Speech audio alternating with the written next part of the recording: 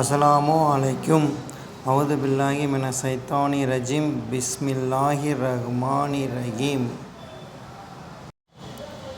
ஒரு சிறிய தவறு உங்கள் தொழுகையின் நன்மையை குறைத்துவிடும் என்று தெரியுமா? பல முஸ்லிம்கள் தினமும் தொழுகின்றனர். ஆனால் தொழுகையில் சில தவறுகள் நடக்கின்றன என்று நபிகள் நாயகம் ஸல்லல்லாஹு அலைஹி வஸல்லம் அவர்கள் எச்சரித்துள்ளனர். தவறு 1. மிகவும் வேகமாக தொழுவது. ஒரு மனிதர் வேகமாக தொழும் பொழுது நபிகள் நாயகம் ஸல்லல்லாஹு அலைஹி வஸல்லம் அவர்கள் கூறினார்கள், திரும்பிச் சென்று தொழு, நீ தொழவில்லை. சஹீஹ் புகாரி 757. தொழுகை அமைதியாகவும் இடைவெளியின்றியும் தொழுக வேண்டும்.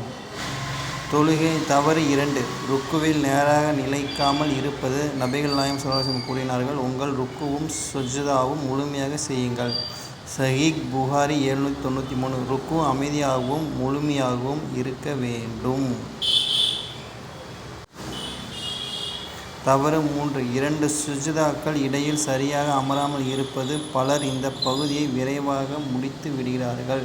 ஆனால் நபிகள் நாயகம் ஸல்லல்லாஹு அலைஹி வஸல்லம் 2 சஜ்தாக்களையும் இடையில் அமைதியாக அமர்ந்து இருந்தார்கள். சஹீஹ் புகாரி 828. தவறு 4. தொழுகையில் சுற்றி பார்ப்பது. நபிகள் நாயகம் ஸல்லல்லாஹு அலைஹி வஸல்லம் அவர்கள் கூறினார்கள், தொழுகையில் சுற்றி பார்ப்பது சைத்தான். தொழுகையிலிருந்து திருடி அல்லாஹ்வில் கவனம் செலுத்துங்கள் கொள்ளுங்கள். 1. தவறு 5. ஹுசூ. பணிவு இல்லாமல் தொழுவது. அல்லாஹ் கூறுகிறான், நம்பிக்கையாளர்கள் வெற்றி பெற்றார்கள், அவர்கள் தொழுகையில் பணிவுடன் இருப்பார்கள். சூரா அல் முஃமினூன் 23:1-2. தொழுகை என்பது சில அசைவுகள் மட்டுமல்ல, அது அல்லாஹ்வுடன் உள்ள இணைப்பு ஆகும். தவறு 6. சுன்னத் தொழுகைகளை தவற விடுவது. நபிகள் நாயகம் ஸல்லல்லாஹு அலைஹி வஸல்லம் அவர்கள் கூறினார்கள், ஒருவர் தினமும் 12 ரக்அத் சுன்னத் தொழுகைகளை தொழுவாரானால் அல்லாஹ் அவர்களுக்காக சொர்க்கத்தில் ஒரு வீடு கட்டுவான். சஹீஹ் முஸ்லிம் 728. தவறு 7. தொழுகை முற்றிலும் விட்டு விடுவது. நபிகள் நாயகம் ஸல்லல்லாஹு அலைஹி வஸல்லம் அவர்கள் கூறினார்கள், நம்மிடையிலும் அவர்கள் இடையிலும் உள்ள உடன்படிக்கை தொழுகை. அதை விட்டுவிட்டவர் குஃபூர் செய்து விட்டார். திருமிதி 26:21. 2621. தொழுகை இஸ்லாமின் தூண். கியாமத் நாளில் முதலில் கணக்கிடப்படும் செயல் தொழுகை. அதை பாதுகாத்துக் கொள்ளுங்கள், அதை மேம்படுத்துங்கள், அது ஒருபோதும் அலட்சியம் செய்யாதீர்கள்.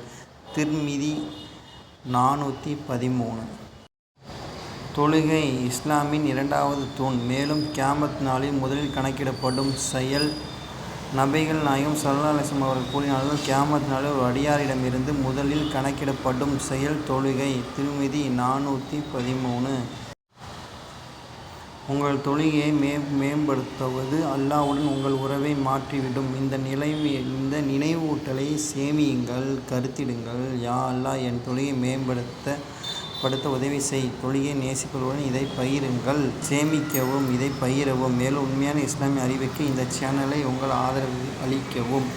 யா ரப்பில் ஆலமீன். இந்த அற்புதமான பதிவை உங்களிடம் பதிவு செய்ய வாய்ப்பளித்த என் ரப்பிற்கு நன்றி கூறி விடைபெறுகிறேன். அஸ்ஸலாமு அலைக்கும். யா ரப்பில் ஆலமீன்.